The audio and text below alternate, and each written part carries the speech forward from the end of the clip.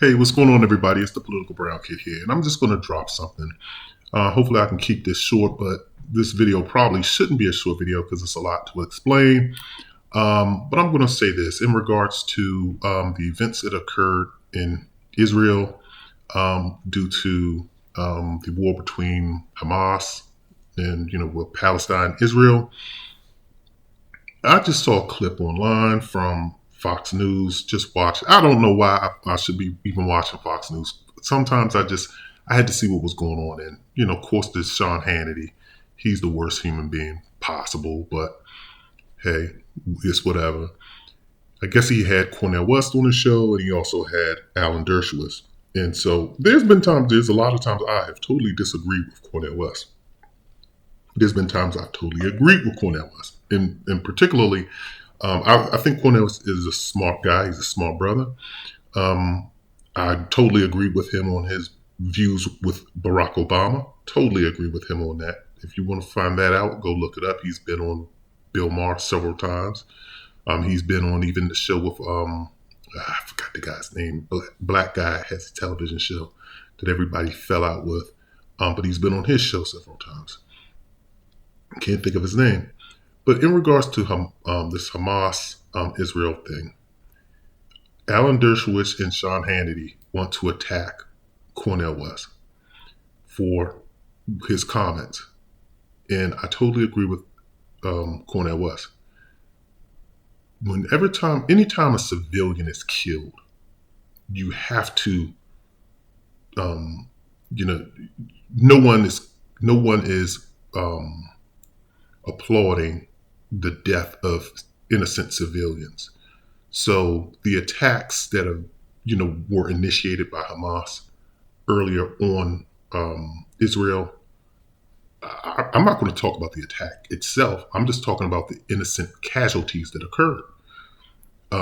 Unfortunately, the problem when you're dealing with individuals that doesn't have technological resources like the United States, and even the United States has they do a lot of civilian casualties, which no one talks about. And I'm going to talk about that in a minute as well. But when you're dealing with groups that are small, militant fighters, they're not like organized, they're not like state run, they don't have particular resources, they have minimal resources.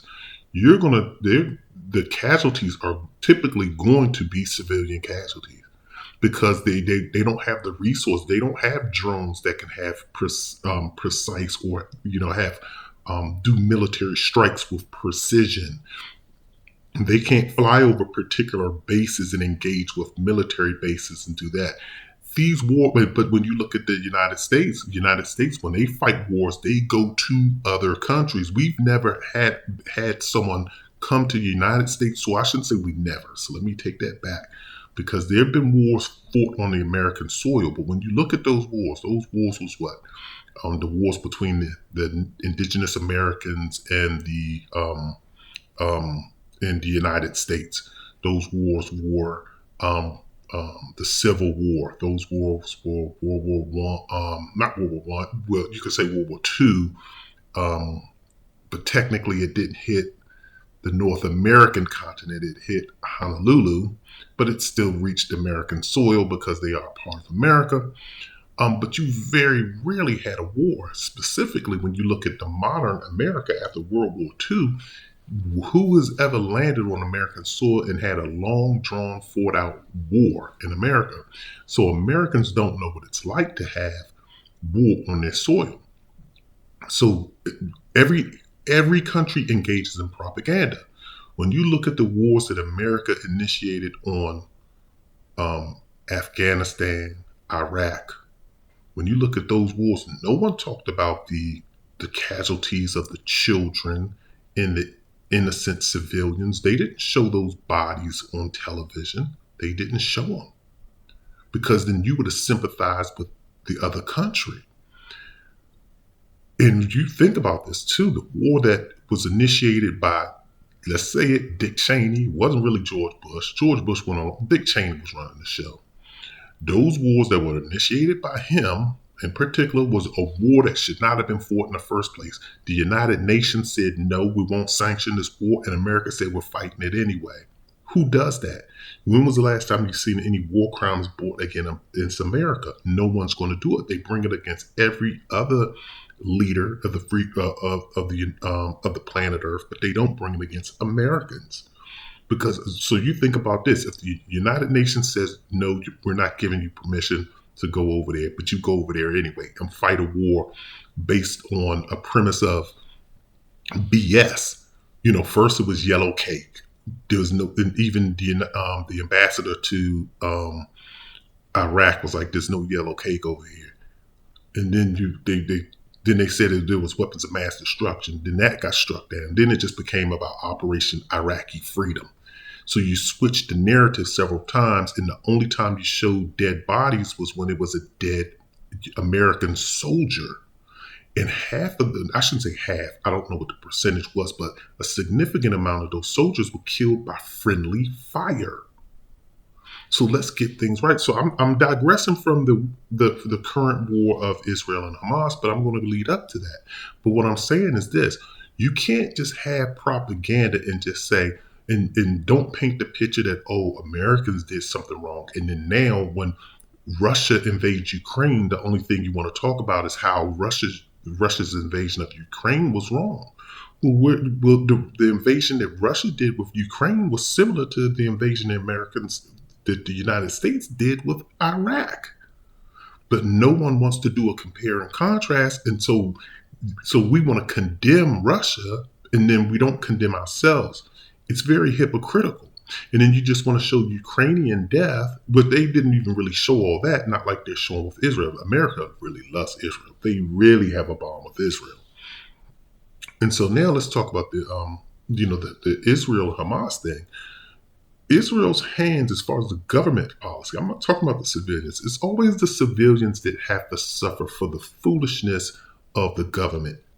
And case in point, when you look at United States soldiers, particularly I'm talking about Vietnam, they put 17-year-old kids over in Vietnam and had 17-year-old kids die over in Vietnam.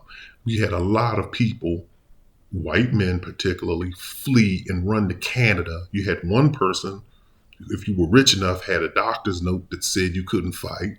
I won't mention any names. But you had people getting excuses to get out of the war. Muhammad Ali, he stood up and he said, "Hey, look, he took it like a soldier. He took it like a champ, like a true champ." He said, "Man, look, you drafted me, I'm not going, because I'm not fighting anybody. They didn't call me any names. They not my oppressors, you are." And he took it like a champ, and he got court-martialed for it, and he fought the government for it, and he ultimately won, and he got chastised by his U.S. government for it. But he was the only one that said, "You're not going to put a gun in my hand. I'm not doing this." But it's always the governments of countries that create foolishness due to their policies, due to their actions, and they send kids that they do not know over to other countries and die, instead of them putting guns in their hands and have a good one-on-one fight. Why don't you take your president, my president, and whomever's president that has a beef, put some swords in their hand, like in the old Coliseum days in Rome, put some swords in their hand, put it on TV and let them fight it out. And whichever one of them perishes, then the other country wins. So why do you send off hundreds of thousands of kids that you don't know and put guns in their hand and they go and fight someplace, just like Grandmaster Millie Mel said, for a medal, a stupid medal, a stupid parade? Millie Mel said it right. Go listen to his song World War III. It's very true. You traumatize these soldiers, you bring them back home with PTSD, all because of your policies. And so when you look at this whole thing that's going on in Israel, and you look at Israel and Hamas, I can't specify who's right, who's wrong. I'm not going to do that. The only thing I'm going to because I'm not educated. The reason why I'm not going to do that, because I'm not educated enough to know the history behind certain things. There's apparently a history there, and I'm not qualified to speak on it. I will say this: it's also messed up when innocent people die. It's always messed up when innocent people die. But also, too, I'm not going to play the quantification game with death as well. Again, when you grew up in environments that I grew up in, and most young black people who grew up in inner cities grew up in, it's particularly us who survived the 80s crack epidemic, you knew people who died. And so my thing is, what's the difference then? You have all of these television shows showing the destruction in Israel, and trust me, it is horrific. I'm not advocating for it. No one's happy about it. But at the same time, what's the difference between 1,000 people dying at one time and then one person dying this day, one person dying that, one person dying? It's death is still death. A little girl is playing jump rope on her sidewalk or jumping rope or playing hopscotch and gets hit by a stray bullet. It's the similar death as someone that's dying due to this whole Hamas Israel foolishness. It's the same. But just because it's only one person that dies, it gets a little blurb in the papers. It doesn't even make the news. Doesn't even make the news sometimes because it's some kid that no one cares about. Doesn't even make the news. When people see death and because it was just one person, then it wasn't a tragedy. It was just, oh, that's just the cost of living. But then when 5 people die in a mass shooting, then it's a tragedy. So we quantify death. I'm not here to quantify death. Death is death. If one person dies, horrifically, it's a problem. And so the same thing here with this whole Hamas Israel thing. My thing I would recommend people, just don't go off what you see on the news because they're going to show you a bunch of dead babies. They're going to show you a bunch of dead innocent people. And again, that is messed up. No one's saying, I'm not trying to take that lightly, but at the same time, again, as the way I grew up, we grew up kind of insensitive to death because we knew people who died. We had friends who died. And it's just like, oh, well, if people die. And a lot of times, too, you have to kind of look at the history of what's going on. In some of these countries, I'm telling you, that's the way that these smaller countries fight war. They fight war because they don't have the military resources to say, okay, I can drop a precise drone here and kill this person. And even when you're dropping precise drones, you're still killing innocent civilians because those bombs, they recoil out or whatever. The impact is spread out. So even though you may precisely drop a bomb on one particular house, that bomb is taking out whomever is in that house and whatever is around there.